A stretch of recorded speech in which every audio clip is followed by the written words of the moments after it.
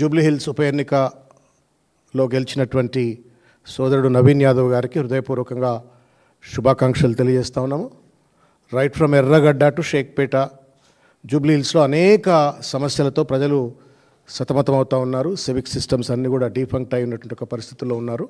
ఆ సమస్యలన్నింటినీ కూడా తొందరలోనే పరిష్కరించాలని చెప్పని కోరుకుంటూ వారికి శుభాకాంక్షలు తెలియజేస్తూ ఉన్నాను. ఇకపోతే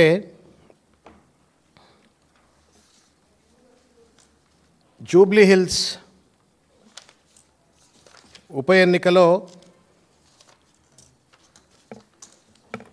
గెలుపొందిన తర్వాత గౌరవ ముఖ్యమంత్రి గారు రేవంత్ రెడ్డి గారు పత్రికా సమావేశం పెట్టి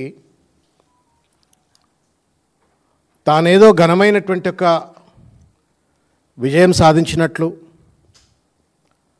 తన మోసాన్ని, తన దోపిడిని, తన పరిపాలనా రాహిత్యాన్ని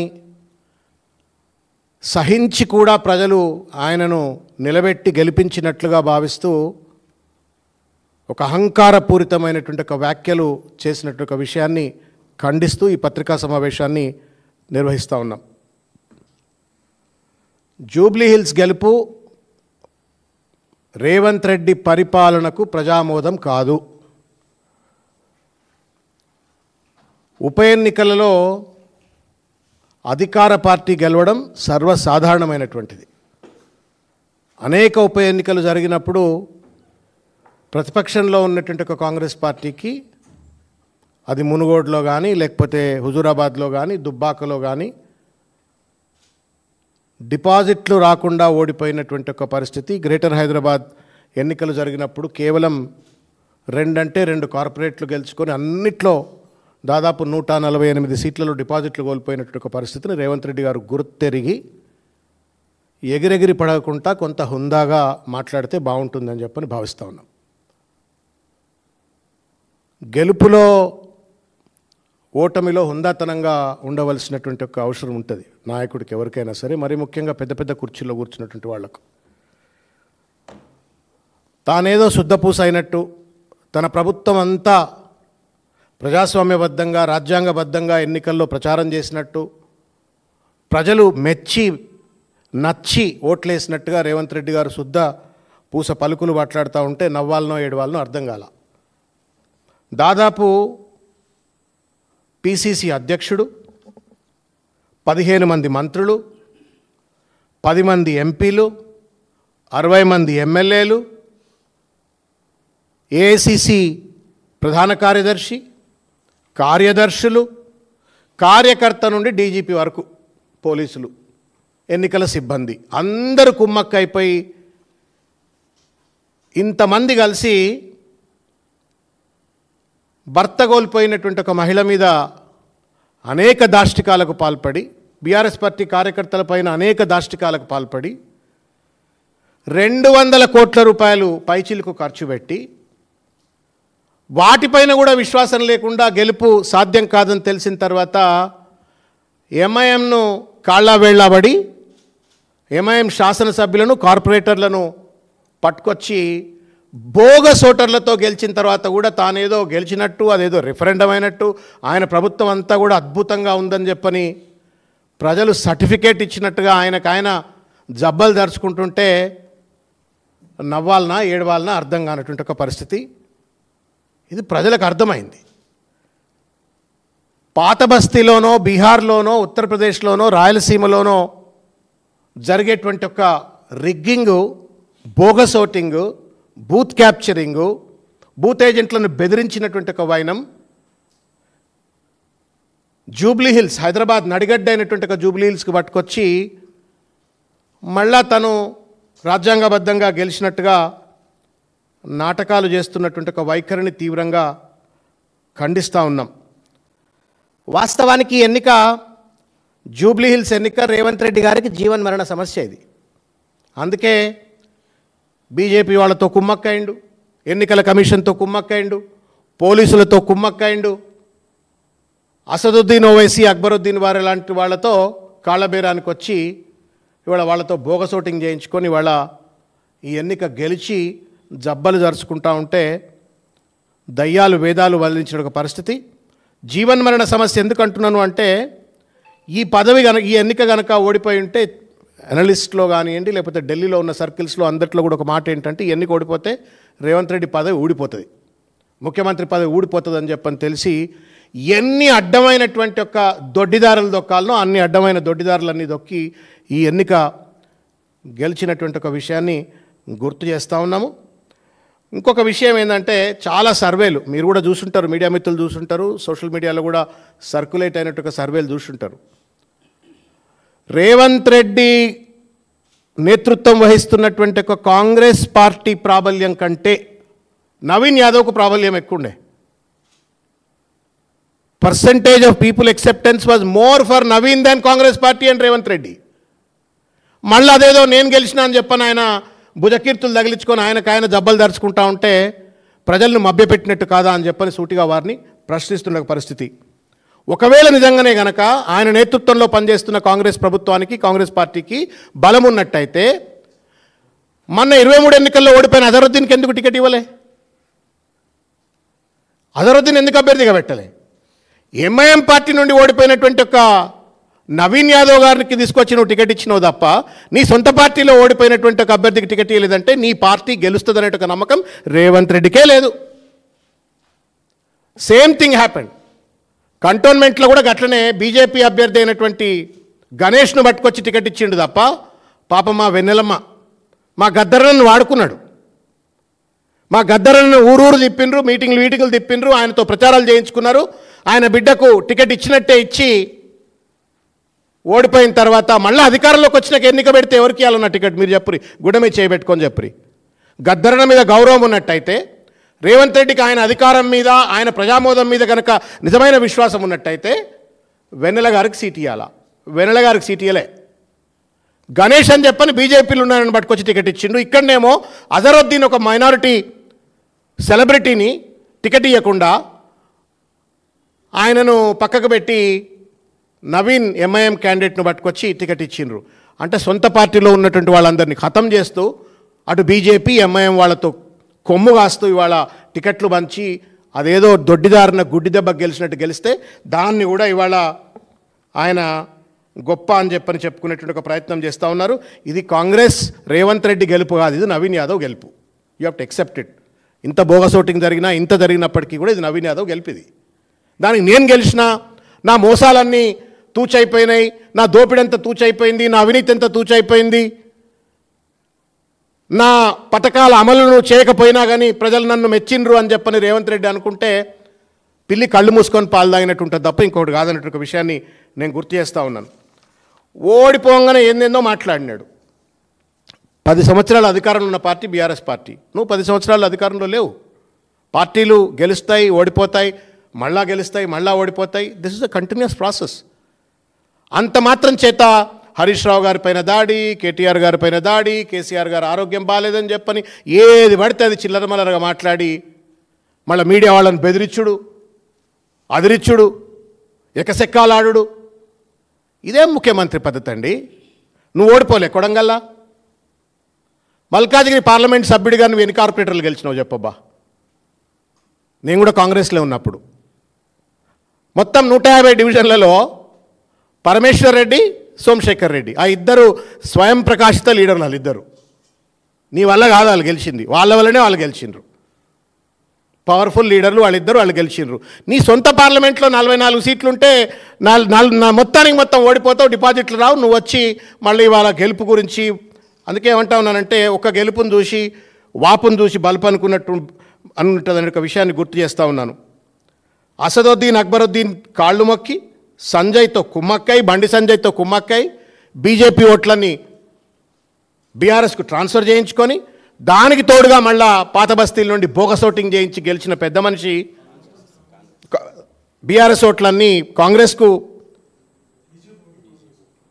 బీజేపీ ఓట్లన్నీ కూడా కాంగ్రెస్కు ట్రాన్స్ఫర్ చేయించుకొని బోగస్ ఓట్లతో గెలిచినటువంటి ఒక రేవంత్ రెడ్డి గారు తానేదో సాధించినట్టుగా చిల్లర మల్లర మాట్లాడిన ఒక మాటలను తీవ్రంగా ఖండిస్తూ ఉన్నాం. ఆయన 100 ఎలుకలు తిన్న పిల్లి తీర్థయాత్రలకు పోయిందట. సౌ చూహా కాయసో బిల్లి హజ్ యాత్రకు నికల్ పడే అన్నట్టుగా ఆయన రాజకీయ హిత సుభాషితాలు చెప్తా ఉన్నాడు. లాస్ట్ ఇయర్లోనే రాజకీయాలు చేయాలా, లాస్ట్ ఇయర్లో మాత్రమే రాజకీయాలు చేయాలా, 4 ఏళ్ళు పరిపాలన అభివృద్ధి గురించి మాట్లాడాలని చెప్పని ఒక చెత్త సంస్కృతికి కక్ష, కుట్ర, కార్పణ్యం, కుతంత్రం, లేనిపోని అపవాదులు, ఆరోపణలు, తప్పుడు కేసులు, వీటి ఆధారంగా 2 సంవత్సరాల పాటు పరిపాలన కొనసాగించిన చెత్త ముఖ్యమంత్రి ఎవరు అంటే రేవంత్ రెడ్డి గారు. ఈ యొక్క negative mind సెట్తో KCR గారిపైన, KTR గారిపైన, Harish Rao గారిపైన దుమ్మెత్తిపోయాలా, character assassinate చేయాలన్నటువంటి ఒక దుగ్ధతో పరిపాలనపై పట్టుకోల్పోయి ఇవాళ రాష్ట్రం మొత్తం కూడా అధోగతైన ఒక పాలు ప్రజలందరికీ దిగ్విజమే. సిఏజీ లెక్కలు చెప్తా ఉన్నా ఏ రకంగా రెవెన్యూ రిసిప్ట్స్లో కానివ్వండి, ట్యాక్స్ రియలైజేషన్స్లో కానివ్వండి ఏ రకంగా రాష్ట్రం దెబ్బతిన్నదో పూర్తిగా కూడా కనబడతా ఉంది.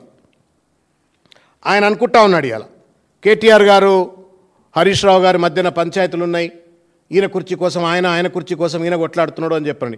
నీ సొంత కుర్చీ కింద ఎన్ని కుంపట్లు ఉన్నాయో ఒక్కసారి చూసుకో రేవంత్ రెడ్డి గారు. నిన్ను ఎందుకు బీహార్కి పిలవలే? బీహార్ ప్రచారానికి రేవంత్ రెడ్డిని ఎందుకు పిలవలే? ఎందుకు పొంగులేటి శ్రీనివాసరెడ్డిని పిలిచిండ్రు, అంజన్ కుమార్ యాదవ్ గారిని పిలిచిండ్రు, ఎందుకు రేవంత్ రెడ్డి గారిని బీహార్ ప్రచారానికి పిలవలే? ఇవాళ ఉత్తమ్ కుమార్ రెడ్డి, కోమటిరెడ్డి రాజగోపాల్ రెడ్డి, పొంగులేటి శ్రీనివాసరెడ్డి ఈ ముగ్గురు కలిసి నీ కుర్చీని ఎప్పుడు పడితే అప్పుడు గుంజుకుందామా అని చెప్పని వాళ్ళు కుంపట్లు పెట్టుకొని సిద్ధంగా కూర్చున్నారు. మళ్ళీ వచ్చి నువ్వు హరీష్ రావు గారి గురించి, కేటీఆర్ గారి గురించి, కేసీఆర్ గురించి మాట్లాడుతున్నావు. నీ కుర్చీ నువ్వు కాపాడుకోవా మొదలు. ఎండ్రకిచ్చల గంప ఇది మీది, మీ ప్రభుత్వం ఎండ్రకిచ్చల గంప. ఒక్కనికంటే ఒకడికి సయోధ్య ఉందా చెప్పుని మీరు గుండె మీద చేయబెట్టుకొని చెప్పండి. రేవంత్ రెడ్డి గారు, మీ మంత్రులు, మీకు సయోధ్య ఉందా? నువ్వు ఎప్పుడు ఫెయిల్ కావాలని చెప్పని మిగతా మంత్రులంతా ఎప్పుడు ఫెయిల్ అవుతారు, ఎప్పుడు అవినీతిలో కూరుకుంటారు, నేను ఎప్పుడు ఎవరిని బీకేయాలా, ఉత్తమ్ కుమార్ రెడ్డిని ఎట్లా బీకేయాలా, పొన్నం ప్రభాకర్ని ఎట్లా బీకేయాలా, భట్టిని ఎట్లా బీకేయాలా, పొంగులేటి శ్రీనివాసరెడ్డి ఎట్లా బీకేయాలా, నీ కుట్ర. మీరు కుట్రలు కుతంత్రాలు చేసుకుంటా ఒక కలహాల కాపురం నడిపిస్తూ రాష్ట్ర ఆర్థిక వ్యవస్థను, రాష్ట్ర ప్రభుత్వాన్ని, రాష్ట్ర పురోగతిని గండిగొట్టేటువంటి ఒక మీరు బీఆర్ఎస్ పార్టీలో ఉన్నటువంటి ఒక అంతర్గత అంశాల పట్ల, విషయాల పట్ల లేనిపోని ఊహలు, కలలు కంటూ కేసీఆర్ లేకపోతే కేటీఆర్, హరీష్ రావు వీళ్ళ మధ్యన ఏదో పంచాయతీలు అని చెప్పని కలలు కంటున్న రేవంత్ రెడ్డి, ముందు నీ కుర్చీని కాపాడుకో, నీ కుర్చీకి ఉన్నటువంటి ఒక బాధ్యతను కాపాడుకో, రాష్ట్ర ప్రగతిని కాపాడాలని చెప్పని నేను విజ్ఞప్తి చేస్తూ ఉన్నాను. వాస్తవానికి ఏంటంటే నీ పదవికి పిండం పెట్టడానికి మొత్తం అంతా తయారున్నారు. నీ పార్టీలో ఉన్న వాళ్ళే నీ పదవికి పిండం పెట్టాలని, నిన్ను ఎప్పుడు దింపాలని చెప్పని మొత్తం అంతా సిద్ధంగా ఉన్నారు. దాన్ని ఫస్ట్ కాపాడుకోవాలని చెప్పని నేను కోరుతా ఉన్నాను. ఇకపోతే నేను ఇంతకుముందు చెప్పినట్లుగా 2 సంవత్సరాలు ఇంత దుర్మార్గంగా, ఇంత అసమర్థతతో పరిపాలన చేసినటువంటి ఒక వ్యక్తి భారతదేశంలో ఏ ముఖ్యమంత్రి కూడా లేడు. Only because of the chief ministers negative mind set, ఒక వ్యతిరేక ధోరణితో, అవినీతి ఆలోచనలతో మొత్తం పరిపాలనను విధ్వంసం చేసి ఇవాళ దేశానికి తలమానికంగా నిలబడ్డటువంటి ఒక కేసీఆర్ గారి పాలనలో నిలబడ్డ తెలంగాణను సర్వనాశనం చేసేటువంటి పరిస్థితి ఇవాళ సిఏజీ రిపోర్ట్లు చూసినట్టయితే మీకు కనబడుతుంది. రెవెన్యూ రిసిప్ట్స్లో, ట్యాక్స్ రెవెన్యూస్లో, జిఎస్టీ రియలైజేషన్లో, స్టాంప్స్ అండ్ రిజిస్ట్రేషన్ రియలైజేషన్లో, సేల్స్ ట్యాక్స్లో, స్టేట్ ఎక్సైజ్లో, మొత్తం అన్ని రంగాల్లో కూడా పెద్ద ఎత్తున లోటు బడ్జెట్తో ఇవాళ ప్రభుత్వాన్ని నడుపుతూ అప్పుల పాలు చేసి 2 ఏళ్లలో 2,40,40,000 కోట్ల రూపాయల అప్పు చేసినటువంటి ఒక పెద్ద మనిషి ఇవాళ పరిపాలన గురించి లాస్ట్ సంవత్సరమే రాజకీయాలని చెప్పని చిల్లరమరగా మాట్లాడుతూ ఉన్నారు. నీకంటే వయసులో చిన్న అని కేటీఆర్ గారు నన్ను, నీకంటే చిన్నోడే నీకంటే పెద్ద పేరు ఎట్లా తెచ్చుకుందని చెప్పని అసూయపడుతుంది నువ్వు.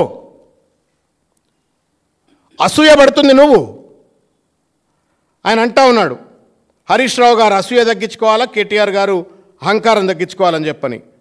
రేవంత్ రెడ్డి దుర్యోధనునికి జీన్స్ ప్యాంటు, తెల్ల షర్టు, గడ్డం పెంచితే ఎట్లుంటాడో దుర్యోధనుడు రేవంత్ రెడ్డి సమానం అంతే. కాబట్టి దుర్యోధనుడేమో 7 అడుగులు అట్లుంటుండేనట, ఈయనేమో 3 అడుగులున్నాడు, తేడాగా అంతే.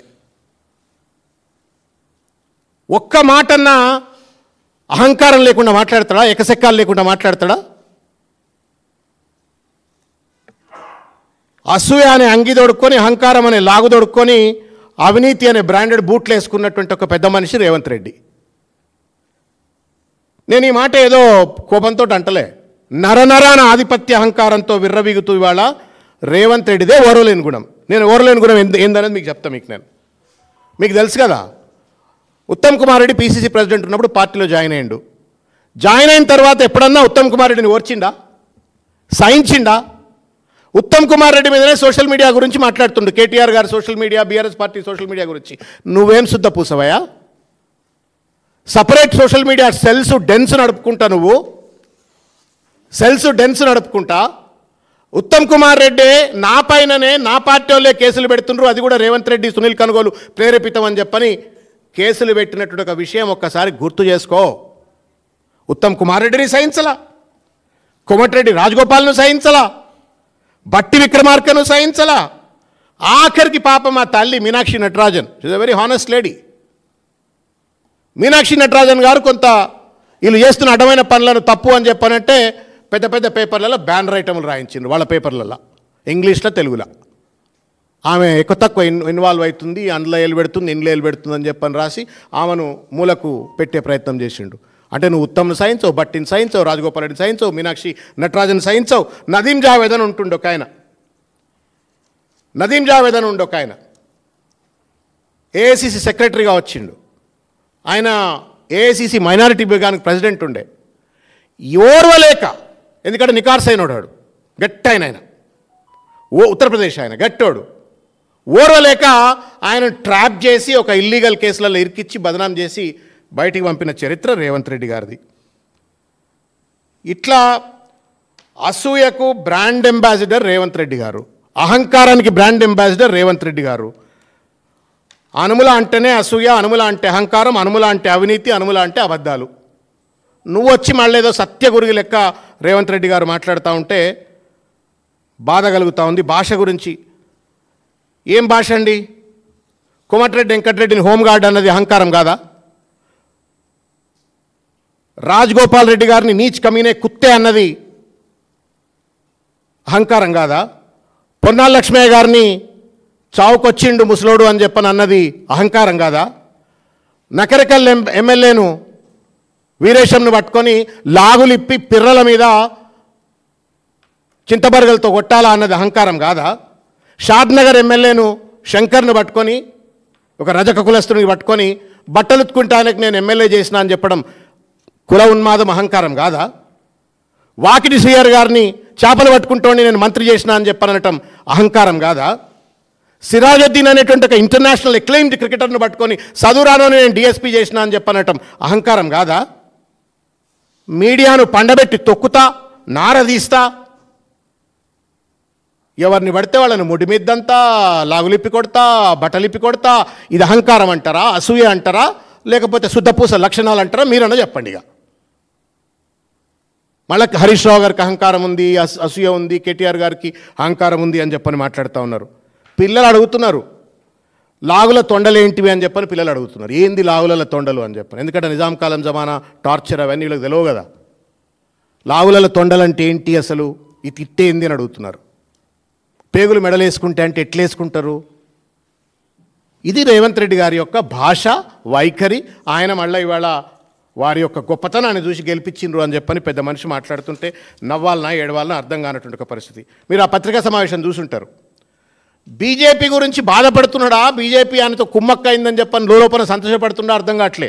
నేను సూచన చేస్తున్నా, భూకంపం వచ్చే ముందు ప్రకంపన లాంటిది, మీ అస్తిత్వాన్ని మీరు కాపాడుకోండి. 65,000 ఓట్లు వచ్చిన వాళ్ళు 17,000కి తగ్గినరు, ఓట్లు కుదిపించుకున్నావు మళ్ళీ వాళ్ళతోటి. మళ్ళీ వాళ్ళకి సూచనలు ఇస్తూ వాళ్ళ అస్తిత్వం గురించి శుద్ధపూసలు పలుకుతూ ఉన్నటువంటి ఒక రేవంత్ రెడ్డి గారు. ఇకపోతే ఇంటలెక్చువల్ బ్యాంక్రప్సీ ఉంది, ఐడియాలజికల్ బ్యాంక్రప్సీ ఉంది అలా తెలంగాణ కాంగ్రెస్లో. రేవంత్ రెడ్డి ఫ్రాంచైజీ కొనుక్కున్నట్టుగా వ్యవహరిస్తూ ఉన్నాడు. రాహుల్ గాంధీ గారి దగ్గర, ఏఐసిసి దగ్గర తెలంగాణ శాఖను ఫ్రాంచైజీ కొనుక్కున్నట్టుగానే వ్యవహరిస్తూ ఉన్నారు. బీహార్లో శత్రువు అయినటువంటి, దుష్మన్ అయినటువంటి వాళ్ళు తెలంగాణలో దోస్త్ ఎట్లవుతారండి? కాంగ్రెస్ ఓడిపోవడానికి ప్రత్యక్షంగా పరోక్షంగా కారణభూతమైనటువంటి మొత్తం యూపీఏ ఓడిపోవడానికి మహాగఠబంధన్ ఓడిపోవడానికి కారణభూతమైనటువంటి ఒక ఎంఐఎం రేవంత్ రెడ్డికి మిత్రుడు అని చెప్పని ఎవరో మీడియా మిత్రులు మీలాంటి తెలుగు కళలు అడిగినారు. అడిగితే ఏదో పంటల గురించి మాట్లాడుతూ ఉన్నాడు. పంటల గురించి మాట్లాడుతూ ఉండి ఏ భూమిలో ఏ పంట వండాలనో అట్లా అని చెప్పని ఏదో మాట్లాడుతూ ఉండి దాటవేత ధోరణికి పాల్పడిండు. Ideological intellectual bankruptcy. మరి అదేమైనా రాహుల్ గాంధీ గారు ఏఐసిసి ఈయనకేమైనా ఫ్రాంచైజీ ఇచ్చిండ్రా? లేదు ఈయన ఏమైనా రేవంత్ రెడ్డి రీజనల్ పార్టీ లెక్క గాంధీ భవన్ వేదికగా దాన్ని ఏమైనా బీజేపీకి కొమ్ము కాసే విధంగా బీజేపీ సిద్ధాంతాలను ముందుకు తీసుకెళ్తున్నాడా? మొత్తానికి తెలియదు. కానీ ఇవాళ ఒక ఐడియాలజికల్ ఇంటలెక్చువల్ బ్యాంక్రప్సీతో పనిచేస్తున్నటువంటి ఒక హిపోక్రాటిక్ లీడర్, హిపోక్రాటిక్ ఆర్గనైజేషన్ ఇవాళ తెలంగాణ కాంగ్రెస్. ఇకపోతే ఆయన అంటున్నాడు మాకు ఇది రెఫరెండం అని చెప్పని అన్నాడు. అంతకుముందు ఏమన్నాడు మీ మీట్ ద ప్రెస్లోనేమో ఇది రెఫరెండం ఎందుకు అవుతుంది, గెలిచినా ఓడినా మా పని మేము చేసుకుంటాం అన్నాడు. నిన్నేమన్నాడు దొంగోట్లతో గెలిచిన తర్వాత ఇది మాకు రెఫరెండము, మాకు నచ్చి ఓట్లేసిండ్రు, మెచ్చి ఓట్లేసిండ్రు అని చెప్పనన్నారు. నేను రేవంత్ రెడ్డి గారికి ఒకటే సూటిగా చెప్పదలుచుకున్నా, ఇవాళ నువ్వు గెలిచినంత మాత్రాన నువ్వు చేసిన పాపాలు ఎవరు కూడా విస్మరించరు. ఇంకా 3 ఏళ్ళు నువ్వు ముఖ్యమంత్రిగా ఉంటావని చెప్పను, లేకపోతే నీ బోగసోట్లకు తలవగ్గో, మొత్తానికి ఏదో గెలిచినావు బయటపడ్డావు, దట్స్ ఓకే. కానీ ఒళ్ళు దగ్గర పెట్టుకొని వాళ్ళ పరిపాలన అందించే ఒక బాధ్యత నీ పైన ఉన్నది. ఒక గెలుపుతోటే ఇట్లా పొంగిపోయి అడ్డదిడ్డంగా మాట్లాడి పరిపాలన కనుక సరిగ్గా నడిపించకపోయినట్టయితే శాశ్వతంగా చరిత్రహీనులుగా రేవంత్ రెడ్డి గారు మిగిలిపోతారు. లగచర్ల బాధితుల పట్ల చేసిన దాష్టికాన్ని ఈ ఎన్నిక ద్వారా మర్చిపోతారా? హైదరాబాద్ సెంట్రల్ యూనివర్సిటీలో నరికివేయబడ్డ చెట్లు, చంపబడ్డటువంటి ఒక నోరు లేని జీవాలు, ఆ పాపం అంతా కూడా ఎన్నిక ద్వారా మర్చిపోతారా? మూసీ పరివాహక ప్రాంతంలో ఉన్నటువంటి ప్రజలపైన బుల్డోజర్ నడిపి కూల్చివేసి వాళ్లను నిరాశ్రయులు చేసినట్టు ఒక పాపం ఈ ఎన్నిక ద్వారా మర్చిపోతారా? హైడ్రా పేరు మీద బుల్డోజర్లు పంపి పేద మధ్యతరగతి వాళ్ళ ఇండ్లు కూల్చివేతను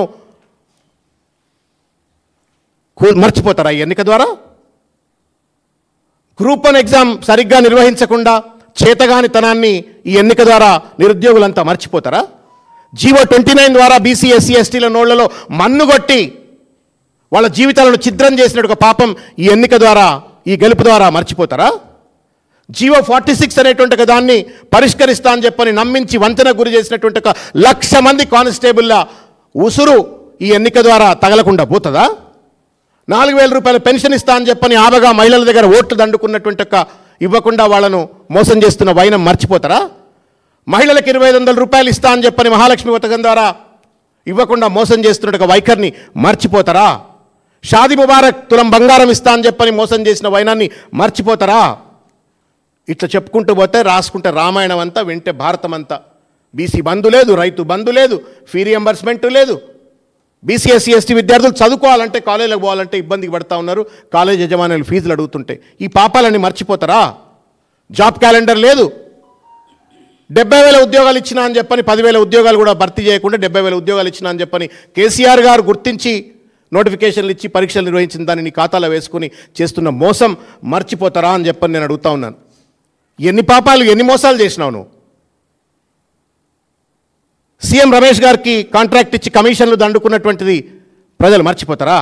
కొడంగల్ లిఫ్ట్ ఇరిగేషన్లో నీ మంత్రి, నీ దోస్తులు పంచుకున్నటువంటి ఒక కాంట్రాక్ట్ టెండర్లో మోసం మర్చిపోతారా? అమృత్ స్కీమ్లో స్కామ్గా మార్చి బామ్మర్దికి కాంట్రాక్ట్ను కట్టబెట్టింది మర్చిపోతారా? ఫార్మాసిటీని విధ్వంసం చేసి ఫ్యూచర్ సిటీ పేరు మీద రియల్ ఎస్టేట్ దందాలు చేసింది మర్చిపోతారా? మొత్తం రియల్ ఎస్టేట్ రంగాన్ని ఆర్ఆర్ ట్యాక్స్ పేరు మీద పర్ స్క్వేర్ ఫీట్ కింత పైసలు అని చెప్పని వసూలు చేస్తూ, పర్ లేఅవుట్ పర్మిషన్ కింత పైసలు అని చెప్పని వసూలు చేస్తూ మొత్తం రియల్ ఎస్టేట్ రంగాన్ని సర్వనాశనం చేసినటువంటి దుర్మార్గాలను ఈ ఎన్నిక ద్వారా మర్చిపోతారు అనుకుంటే మీ మూర్ఖత్వం అవుతుంది రేవంత్ రెడ్డి గారు. ఏం మర్చిపోరు ప్రజలు. They probably have thought that this is not an appropriate time to teach you a lesson. దానికి తోడుగా నీ బోగస్ ఓటింగ్లు. దగ్గర 20 కంప్లైంట్లు ఇచ్చినాం మేము ఎన్నికల కమిషన్కు. మొత్తం దాష్టికాలకు పాల్పడుతున్నారు అని చెప్పని 20 కంప్లైంట్లు ఇచ్చినాం మేము. 20 కంప్లైంట్లు. ఒక్క కంప్లైంట్ను కూడా పరిగణలోకి తీసుకోలే. కొంతమంది పోలీసులు తొత్తులుగా పనిచేస్తూ మా వాళ్ళపైన దాడి చేస్తున్నారు అని చెప్పినాం. చర్యలు తీసుకోలేదు.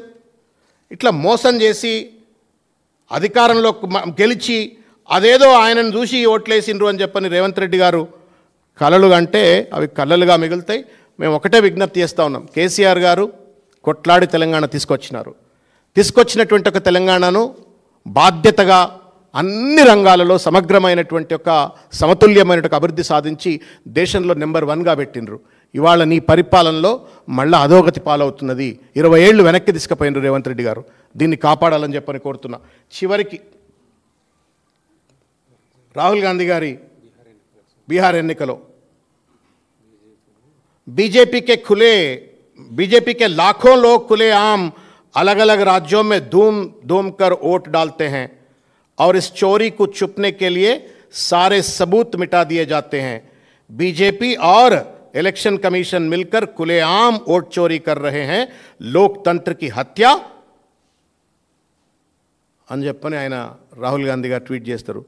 మరి జూబ్లీహిల్స్లో లోక్తంత్రం చచ్చిపోలేదా సార్? చెప్పరి బోగస్ ఓట్లు నా జీవితంలో చూడలే నేను.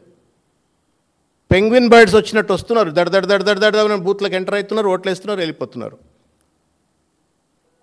మీరు జాగ్రఫీ ఛానల్స్ ఏమైనా చూస్తే కనబడతాయి కదా, అట్లనే గుంపులు అడగటానికి పోతే మా పైన దాడి, బెదిరింపులు. ఇది రాహుల్ గాంధీ కనబడదా? రాహుల్ గాంధీ గారు అక్కడేమేం తిడతారు, ఇక్కడనే రేవంత్ రెడ్డి మెచ్చుకుంటున్నారు. ఏందన్నట్టు ఇది? ఏం హిపోక్రసీ ఇది? ఏం డబుల్ స్టాండర్డ్స్ ఇవి? ఎవరిని మోసం చేస్తూ ఉన్నారు మీరు? కాబట్టి మోసాల